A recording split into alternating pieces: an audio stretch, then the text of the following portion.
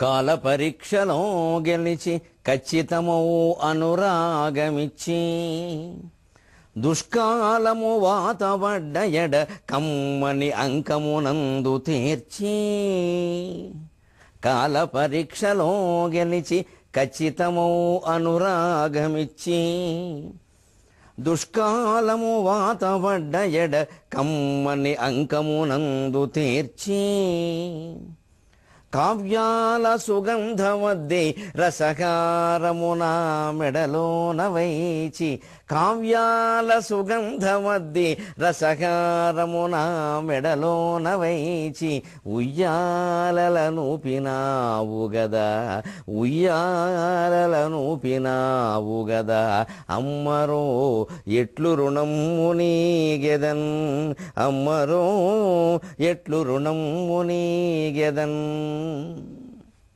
ABN Andhra Jyothi ప్రేక్షక మహాశయులందరికీ నవజీవన వేదం అనే కార్యక్రమంలో 652వ భాగానికి స్వాగతం పలుకుతున్నాం. జల కాలుష్యాన్ని గురించి చెప్పుకుంటున్నాం. మనం ప్రమాణ సహితంగా జలాన్ని ఎలా కాపాడాలో ఈవేళ మీకు చెబుతానని చెప్పాను. ప్రమాణం తప్పను.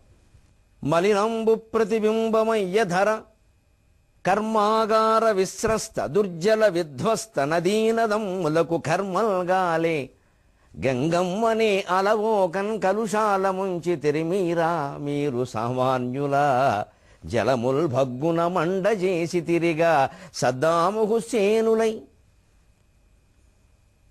అతి పవిత్రమైనటువంటి గంగా నదిని మనం కలుషితం చేసేయగలిగాం.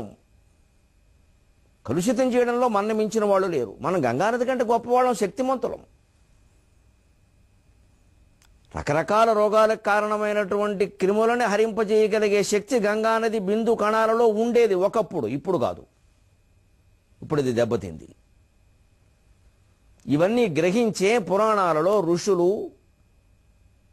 నదులకి, తీర్థాలకి, క్షేత్రాలకి ఉండే మహిమలన్నీ కలియుగంలో 5,000 ఏళ్ల తర్వాత ఉండవు అని చెప్పారు. 5,000 ఏళ్ళు గడిచి 150 ఏళ్ళు పైన అయింది. ఇంకా మనం ఈ నమ్మకంతో ఉండమంటే పిచ్చి పెంచుకోవడమే. ఇప్పుడు వాటిని మనం పవిత్రం చెయ్యాలి, తప్పదు. పవిత్రీకరణ ఉద్యమం చేపట్టాలి. గంగానది ప్రక్షాళనకి రాజీవ్ గాంధీ ప్రభుత్వం ఉన్నప్పటి నుంచి నిధులు కేటాయిస్తున్నారు. ఎప్పటికి పూర్తవట్లా. ముందు వీళ్ళందరూ గంగలో మునగండి పాపాలు పోతాయనే ప్రచారాలు ఆగాలి ముందు. అసలు ఆ యాత్రలను అంత విశిష్టంగా వర్ణించకూడదు. దానివల్ల జీవితంలో ఒరిగేది ఏం లేదు. వెళ్ళేవాళ్ళు ఎలాగో వెళతారో చేస్తారు, అలా వెళ్ళనిస్తే చాలు. అంత గొప్ప ఇంత గొప్ప అని కథలు చెప్పొద్దు. గంగానదే చెప్పొద్దని చెప్పింది నేను చెప్పట్లా. భాగవతం, వ్యాస భాగవతం 9వ స్కంధం 9వ అధ్యాయం 5వ శ్లోకం. భగీరథుడు గంగని రమ్మని ప్రార్థించినప్పుడు ఆవిడ ఒక మాట చెబుతుంది. కిం చాగం నభువం యాస్యే నరామయ్యామృజంత్యఘం మృజామి తదఘం క్వాఘం రాజన్ తత్ర విచార్యతాం రాజంస్తత్ర విచార్యతాం. నేను ఈ భూమండలానికి రానయ్యా. కించాహం నభువం యాస్యే. ఎందుకు రానంటున్నాను అంటే నరామయి ఆమృజంతి అఘం. నేను పాపాలు పోగొడతాననేటువంటి ప్రచారం బాగా జరగడం వల్ల, నమ్మకం వల్ల మొత్తం కోట్ల మంది జనం వచ్చి నాలో మునుగుతారు. వీళ్ళ శరీర మాలిన్యాలు, వీళ్ళ గృహాల్లోంచి వచ్చే మాలిన్యాలు, ఈ చుట్టూ రకరకాల పరిశ్రమలు వ్యాపారాల కారణంగా వచ్చే మాలిన్యాలు అన్నీ నాలో కలిపేస్తారు. కలుపుతున్నారా లేదా? ఇప్పుడు గంగానది ఏముందో అది జరిగింది. మనం గంగమ్మను గౌరవిస్తున్నామని చెబుతున్నాం, పూజిస్తున్నామని చెబుతున్నాం. గంగ మాటకి విలువ ఇట్లా వద్దురా మొర్రో అని చెబుతోంది ఆవిడ. నన్ను ఇలా బతకనియండి అంటుంది ఆవిడ. నీలో మునిగితే పుణ్యం వస్తుంది, మునుగుతాం. నువ్వు నోరు మూసుకో. మన దేవతలను నోరు మూయించేవాళ్ళం మనం. నరామయ్య ఆమృజంతి యాగం. వాళ్ళ పాపాలు, వాళ్ళ మాలిన్యాలు, వాళ్ళ దోషాలు అన్నీ నాలో కలిపేస్తారు. మృజామి తదఘం క్వాఘం. నన్ను తీసుకెళ్ళి ఇవన్నీ ఎక్కడ పారబోయమంటామని అడిగింది ఆవిడ. రాజంస్తత్ర విచార్యతాం. కాబట్టి కాస్త ఆలోచించవయ్యా, వద్దయ్యా, నా మాట వినవయ్యా అని స్పష్టంగా చెప్పింది. అంటే కలియుగంలో ఏం జరుగుతాయో ఆ తల్లికి తెలుసు. గంగని దైవంగా భావిస్తున్న మనం గంగ ఆవేదనను అర్థం చేసుకోవద్దండి. తల్లిని దైవంగా భావించండి అంటే తల్లి కన్నీళ్లు పట్టించుకోరా? అమ్మా నువ్వు దేవతవమ్మా, నువ్వు కన్నీళ్లు పెట్టకూడదమ్మా అంటారా? ఆవిడ ఏడుస్తోంది తల్లి. ఎందుకు ఏడుస్తుందో కనుక్కోవాలి. పక్కన కూర్చోవాలి, భుజం ఇచ్చి చేయాలి. అమ్మా ఏమిటమ్మా ఇంతమంది పిల్లలు ఉండగా నీకు కన్నీళ్ళు ఏమిటమ్మా అనాలి. అంతేగాని తల్లి మాతృదేవో భవ అన్నారు, నువ్వు ఏడవడానికి వీల్లేదు, ఏడిస్తే కుదరదు, నువ్వు విగ్రహం నీకు నైవేద్యం పెడతాం అన్నం పెట్టాం అంటా. నిజంగా మనం గంగని కానీ భూమిని కానీ గోవుని కానీ దేవుళ్ళుగా భావిస్తే వాటికి అవసరమైనటువంటి సేవ చేస్తాం కానీ పూజలు చేస్తాం ఏమిటండి? దండలేసి హారతులు ఇచ్చి ప్రదక్షిణాలు చేసి గంగానదికి హారతి ఇస్తారు. ఎందుకో తెలుసుకుందాం. శాస్త్రీయమైన కారణం వెతకాలి. ఎంత గొప్ప మతాన్ని ఎలా చేసేస్తున్నారండి. గంగానదికి మాత్రమే హారతి, మిగిలిన నదులకు ఇవ్వకూడదు. మిగిలిన నదుల్లో శవాలు కలపరు. దయచేసి ఆలోచించండి. గోదావరి, కృష్ణ ఒక్కో స్వామీజీ ఒక్కో హారతి ఇస్తున్నారు వీళ్ళు అక్కడ. ఎందుకంటే ఎవరి సైన్యాన్ని వారు కాపాడుకోవడానికి. ఎవరన్నా వీళ్ళు హారతి ఇవ్వగానే ఆయనకి పబ్లిసిటీ పెరిగింది, అందుకని వీరు బయలుదేరతారు. వీరిదో సేన, వారిదో సైన్యం. వీరు విష్ణు హారతి, వారు కృష్ణ హారతి. మొత్తం మీద గంగకి నష్టహారతి. లక్షల ఖర్చు పెట్టేసి దీనివల్ల నదికి ఏమైనా ఒరుగుతుందో ఆలోచించండి. ఈ హారతి కోసం ఇవ్వడానికి వెళ్లే వాళ్ళందరినీ నది గట్లు పెంచమనండి, పూడిక తీయమనండి, నదిని శుభ్రం చేయమనండి, చెత్త బయటికి తీయమనండి. అది కుదరదండి. మన పబ్లిసిటీ కావాలి. మరి నది ఏమైపోతే గంగానదికి హారతి ఎందుకంటే మణికర్ణికా ఘట్టం సహా దశాశ్వమేధ ఘట్టం సహా అనేక రకాల ఘట్టాల్లో ప్రతిరోజు కొన్ని వందల శవాలు సగమే కాల్చి సగం గంగానదిలో పారేస్తారు. ఏమాత్రం బుర్ర పెట్టి ఆలోచించినా అర్థమవుతుంది ఈ శాస్త్రీయమైన విషయం. అందుకని అక్కడ ప్రతిరోజు సాయంత్రం కొన్ని కేజీల హారతి కర్పూరం వెలిగించి హారతి ఇస్తే తప్ప అశుభ్రత పోదు. అందుకు గంగకి హారతి. హిందూ మతపరమైన ప్రతి ఆచారం వెనకాల శాస్త్రీయ విజ్ఞానం ఉంది. మనం దాన్ని అశాస్త్రీయం చేసి పిచ్చి నమ్మకం చేసి ప్రచారం చేస్తున్నాం. అందుకని గంగకే హారతి. ఇంకే నదులైనా శవాలను కలిపే ఆచారం ఉంటే ఆ నదికి ఇచ్చుకోండి. గోదావరికి ఏమిటండి? దానికేం ఒరిగింది? గోదావరిలో శవాలు ఎవరు కలపరే. గోదావరి గట్టున ఎక్కడైనా శ్మశాన వాటికలున్నా పూర్తిగా దహనం చేస్తారు. అంతేగాని సగం కాలని శవాలు అందులో కలపడం ఉండదు. కాశీలో పరిస్థితి వేరు. ఎందుకంటే వందలు వచ్చి పడుతూ ఉంటాయి అక్కడ. అంతా పూర్తిగా కాలనివ్వాలంటే కష్టం. మణికర్ణికలో నా కళ్ళతో మధ్యాహ్నం పూట 1 గంట వేళ నా కళ్ళతో నేను చూశాను 4 శవాలు సగం కాలుతూ ఉంటే అందులోకి దోషేయడం. విచిత్రంగా పద్యం కూడా వచ్చింది నాకు. కాలుచునున్నదేమి మణికర్ణిక కాదు కదా, కాలుచునున్నదేమి మణికర్ణిక కాదు కదా, శవాలుగా రాలుచునున్నవేమి మధురాశలు కావు కదా, జలాలపై తేలుచునున్నవేమి జలాలపై తేలుచున్నవేమి, అరుదించడి జన్మల దేహమోహ బంధాలను కోయు కత్తులు గదా, కనుగొంటిని కశికాపురిన్ అని మణికర్ణిక ఘట్టంలో శవాలలా తోసిస్తుంటే చూసి పలికాను. శ్రద్ధాంజలి పేరు మీద పుష్పాలు వదిలి పెడుతుంటే ఇంకా వీరికి వారికి బంధం తెగిపోయిందని ఆ బంధాలను తెంచి కత్తుల్లాగా పుష్పాలు వదిలి పెడుతున్నారేమో అని కవిగా భావన చేశా. ఒక గంగానదిలోనే ఉందండి ఆచారం. గంగానదికి నిజంగానే వాటి ఆ కుళ్ళిన ఎముకల్ని తట్టుకునే శక్తి ఉంది. కానీ ఏ నది శక్తికైనా అది భౌతిక పదార్థం. మీరు దయచేసి ఆలోచించండి. నమ్మకాలకు పోవద్దు. దేవతలని. అది నదైనా, వాయువైనా, ఆకాశమైనా, భూమి అయినా, మనిషి అయినా భౌతిక పదార్థాలు ఇవి. వాటి శక్తికి పరిమితులు ఉంటాయి. అపరిమిత శక్తిమంతాలు కావండి అవి. పరిమితులు ఉంటాయి. ఒక చెట్టు, పెద్ద చెట్టు ఉంటుంది. 10 మంది కొట్టితే పడదు. కానీ 100 మంది కొడితే పడిపోతుందండి. 100 గొడ్డళ్ళు పడితే పడిపోతుందండి. పరిమిత శక్తి ఉంటుంది. ఆ పరిమితి మేరకు మనం దాన్ని కాపాడుకోవాలి. పరిమితి దాటిందంటే నాశనం అయిపోతుంది. కొంతకాలం భరించింది, 100 ఏళ్ళు కాదు 1000 ఏళ్ళు భరించింది. ఇంకా గంగానదికి ఇప్పుడు భరించగలిగే శక్తి లేదు. తనే కలుషితం అయిపోయింది. అంచేతన గంగానది ప్రక్షాళన కార్యక్రమాల్లో పాల్గొనడమే నిజమైన కుంభమేళ, నిజమైన దైవభక్తి, గంగానది సేవ. గంగమ్మనే అలవోకన్ కలుషాల ముంచితిరి మీరు సామాన్యుల. 18 పురాణాల్లో ఉండే భాగవతం ప్రమాణంగా చెప్పాను నేను. పుక్కిటి పురాణాలు చెప్పాల. 18 పురాణాలు ప్రమాణం. పుక్కిటి పురాణాలు చాలా ఉంటాయి, రకరకాలుగా 54 ఉన్నాయి. ఇంకా ఖండాలు, క్షేత్ర మహత్యాలు చాలా ఉన్నాయి. ఆ పరశురామ ఖండం, గణేష ఖండం అవన్నీ రకరకాల కారణాల్లో పుట్టాయి. అలాగే మనం ఎవరో సంస్కృతంలో ఓ శ్లోకం రాసి ఎక్కాల పుస్తకం కింద వేస్తే ప్రమాణం కాదు అది. సంస్కృతం వచ్చిన ఎవడైనా చేస్తాడా పని.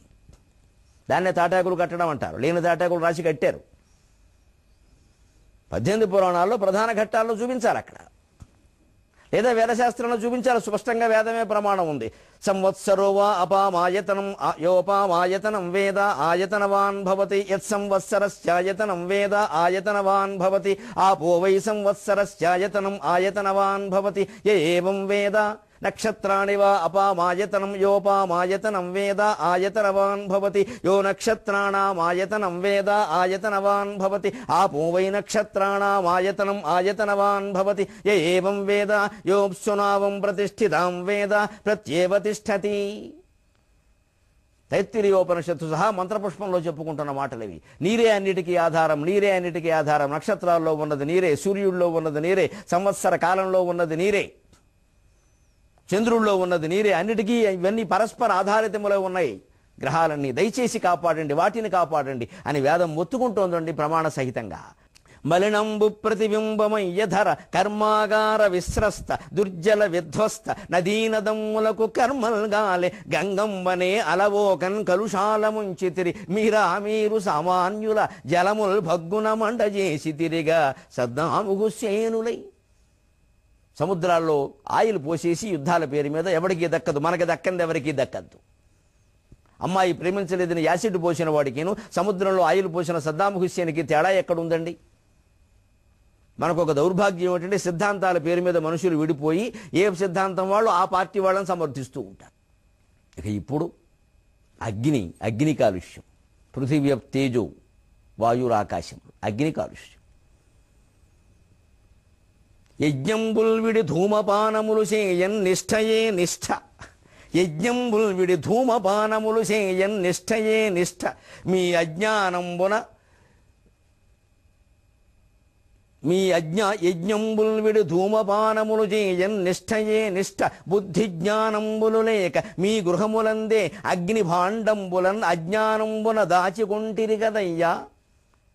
యజ్ఞంబుల్ విడి ధూమపానములు చేయన్ నిష్ఠయే నిష్ఠ మీ విజ్ఞానంబున అగ్ని ఆయుధముగా విచ్ఛేదమును చేయు, మీ విజ్ఞానంబున అగ్ని ఆయుధముగా విచ్ఛేదమును చేయు బుద్ధి జ్ఞానంబులు లేక మీ గృహములందే అగ్ని భాండములే అజ్ఞానంబున దాచుకుంటిరి గదయ్యా. సేమమెట్లుండెడి. యజ్ఞాలు మానేశాం.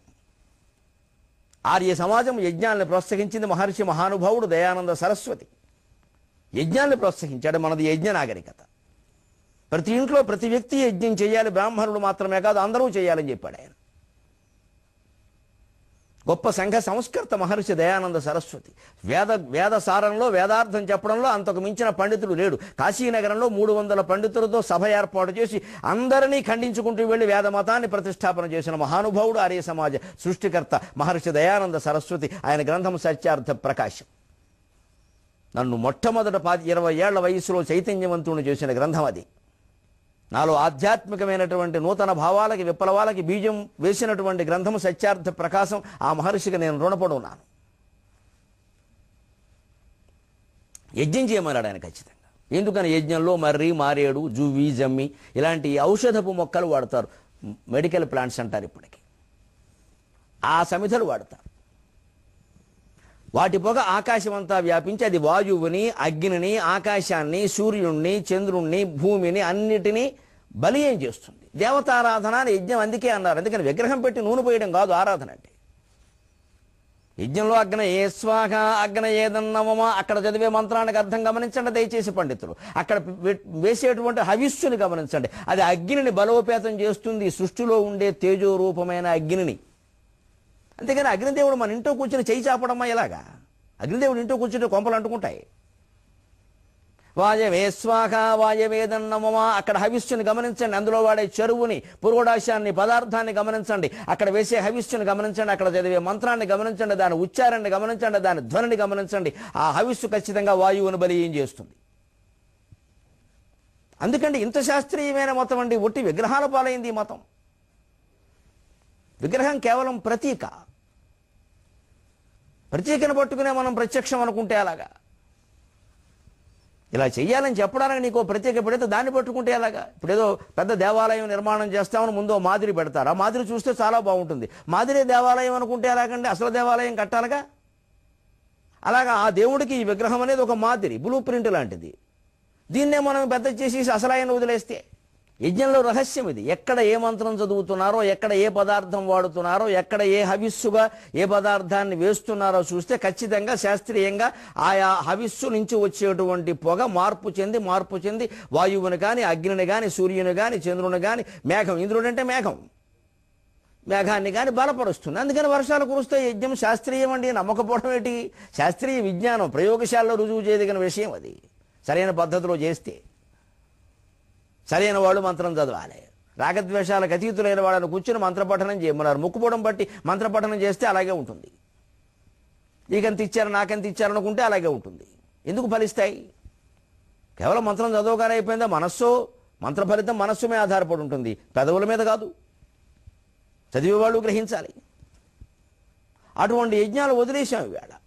ధూమపానం మాత్రం మళ్ళా అగ్ని బ్రహ్మాండంగా ఉంది. లేకే నిత్యాగ్నిహోత్రులు ఇప్పటికే ఉన్నారు. చైన్ స్మోకర్, అదే నిత్యాగ్నిహోత్రి. ఇంక వదలడు. ఇంకా స్నానం చేస్తూ కూడా ఒక లాగు లాగాల్సిందే. ఆరోగ్యాలు పాడయ్యి. మీ విజ్ఞానమున అగ్ని ఆయుధముగా విచ్ఛేదమును చేయు, బుద్ధి జ్ఞానములు లేక మీ గృహములందే అగ్ని భాండములే అజ్ఞానమున దాచుకుంటేది కదయ్యా, శ్రమమెట్లుండేనని కాస్త సూక్ష్మంగా ఆలోచిద్దాం. గ్యాస్ పై వాడడం, గ్యాస్ సిలిండర్ తెచ్చుకోవడం మనం అభివృద్ధిగా భావించాం. ఎవరికండి అభివృద్ధి?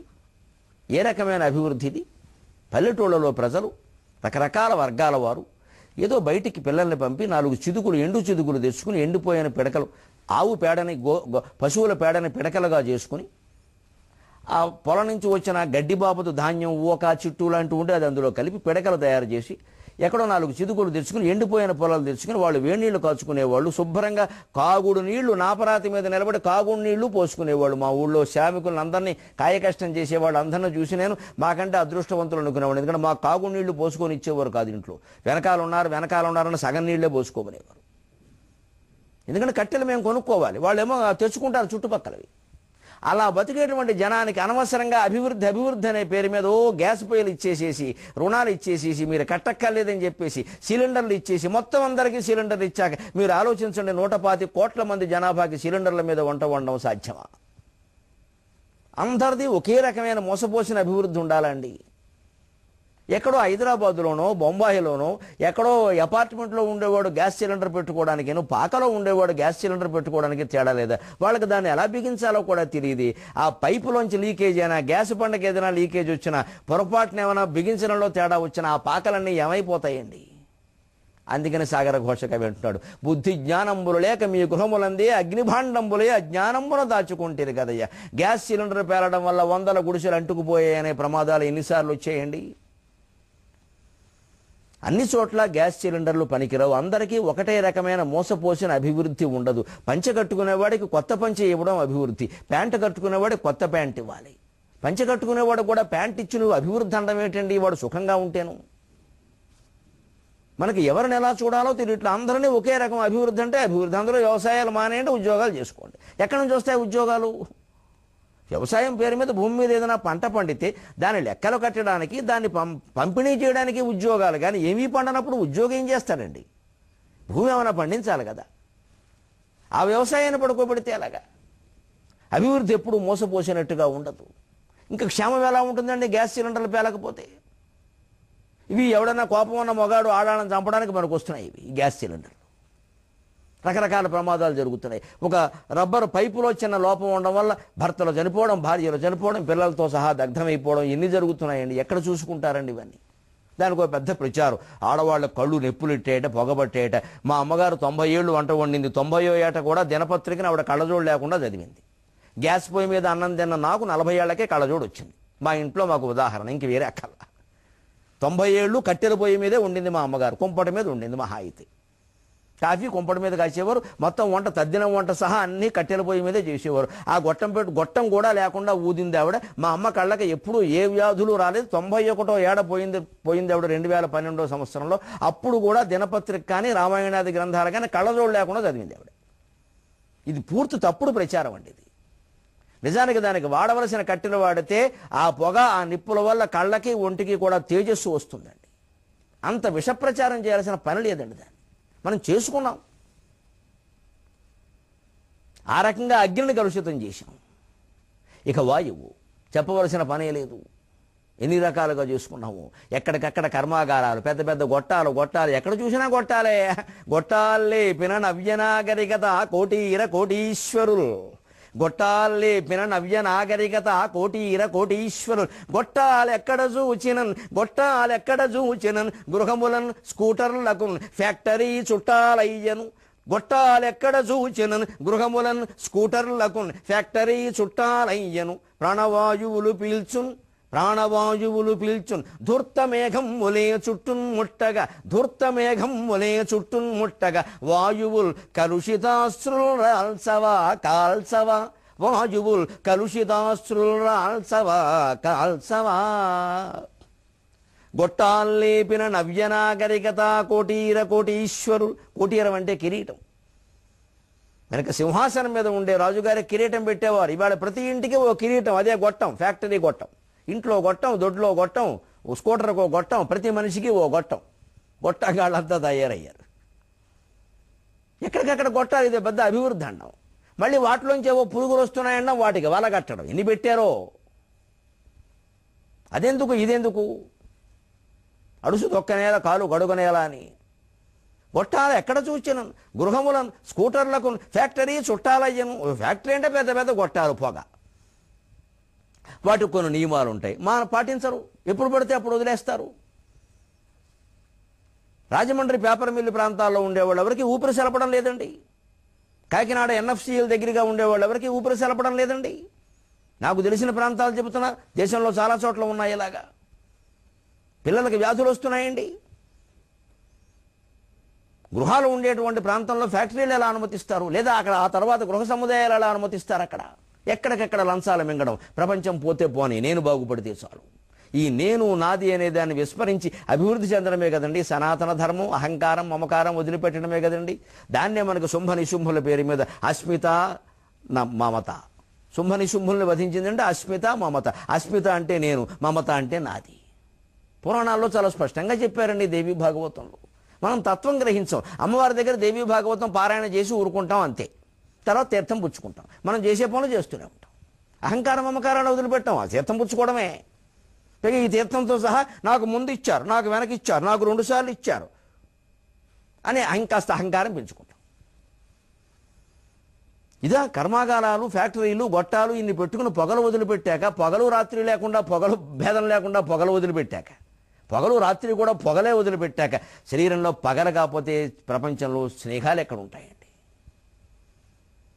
గృహములను స్కూటర్లకు ఫ్యాక్టరీ చుట్టాలయ్యాను ప్రాణవాయువులు పీల్చాను పసిపిల్లలు పీల్చే గాలికి కూడా అవకాశం లేకుండా ఫ్యాక్టరీ గాలులు పీల్చాల్సి వస్తుంది వాళ్ళు ప్రాణాలు పోతున్నాయి గొట్టాల పొగల వల్ల ఎక్కడికెక్కడ మొహాలు మసిబారిపోతున్నాయి లోపల పనిచేస్తున్న కార్మికులు కాదు దారి వెంట వెళ్ళేవాళ్ళు కూడా ఇక వాళ్ళ లోపల కార్మికుల సంగతి చెప్పక్కర్లేదు ఇంకా దుర్భరం అది బయటకు వస్తే చాలా ఇలా అనుకుంటే ఇంత మసి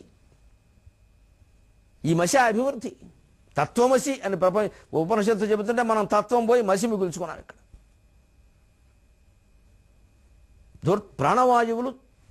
ప్రాణవాయువులు పీల్చును ధూర్తమేఘమ్ములే చుట్టున్ముట్టగా రకరకాలుగా మేఘాలు కమ్ముకుని ఆమల వర్షాలు కురుస్తున్నాయి వాయువులు కలుషితాశ్రులు రాల్పవా కాల్పవా ఆమల వర్షాలు కురిశాయి వాయువులన్నీ రకరకాలుగా మారి మనకి ఆమల వర్షాలు కురిసే రకరకాల భయంకరమైన పసుపచ్చ ద్రవాలు పడ్డాయి ప్రజలకు రోగాలు వచ్చే ఒంటి మీద పొక్కులు వచ్చాయి అంటే రావాండి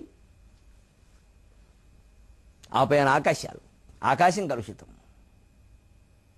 తేజోరూపుడు పంచభూతమయుడు ఆ దీప్తాంశుడు ఆత్మీయ సత్తా చూపించిన నిల్చునే భువనముల్ తప్తమ్ముగాకుండా ఏదో జీవాళిని రక్షసేయునట తప్తమ్ముగాకుండా ఏదో జీవాళిని రక్షసేయు ఏదో దీవాళిని రక్షసేయునిట ఈ దుర్వాయు దుశ్శాసనంబు ఓజోన్ ద్రౌపది వస్త్రముంచెనకెను అయ్యో మాధవుండెక్కడో ఓజోన్ ద్రౌపది వస్త్రముంజనకెనయ్యో మాధవుండెక్కడో ఈ దుర్వాయు దుశ్శాసనంబు ఓజోన్ ద్రౌపది వస్త్రముంజనకెను అయ్యో మాధవుండెక్కడో కవి తన చాతుర్యమంతా చూపిస్తున్నాడు అలంకారం పేరు మీద ఆకాశం ఎలా కలుషితమైందో ఓజోన్ పొరకు ఎలా చిల్లులు పడ్డాయో దానికి కారణం ఏమిటో వివరిస్తూ భారతంలో అత్యంత దయనీయమైన ఘట్టం ద్రౌపది వస్త్రాపహరణ ఘట్టంతో పోల్చి చెబుతున్నాడు ఇది కవిత్వం అంటే ఇటువంటి కవిత్వాన్ని మనం 23:30 గంటల తర్వాత విషదంగా విందాం. అంతవరకు ఈ కవిత్వానికి ఆస్కారమైన తెలుగు ఎక్కువగా వాడదాం, నీళ్లు తక్కువగా వాడదాం. సెలవు.